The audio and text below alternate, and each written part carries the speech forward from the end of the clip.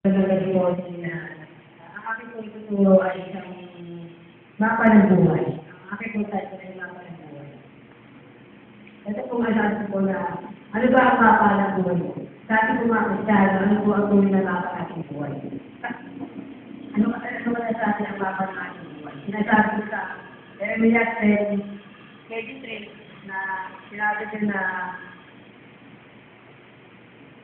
nalalaman ko po Yahweh na walang taong may hawak na sarili ng buhay at walang makatitiyak na kanyang sasapitin. Pinakita dito ng Lord na walang taong may hawak ng kanyang buhay kung siya walang mapa ng kanyang buhay.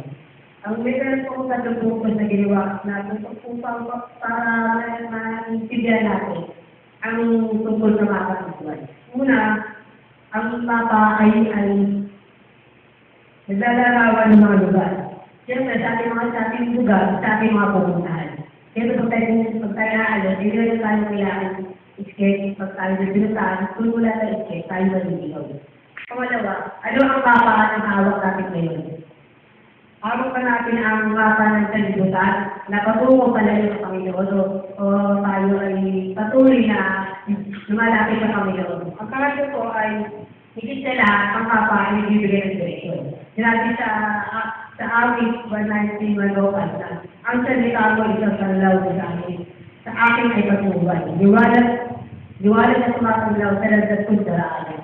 Pinakita dito ng Lord na kaya sa ating mga Krista, masasabi natin mula ng tinagang natin ng Panginoon ay nagkaroon tayo ng mapa ng buhay. Ano ang tunay na mapa ng buhay? Ang tunay na mapa ng kanyang buhay ang kanyang salita. Kung hindi tayo mga patuloy tayo walang landas na patunguhan at hindi tayo babasa ng Bible ay hindi natin magagawa. Tayo maliligaw. Kaya hindi natin sa Panginoon na patuloy natin basahin ang kanyang salita. Dahil dito, ang tunay na mapa ng buhay.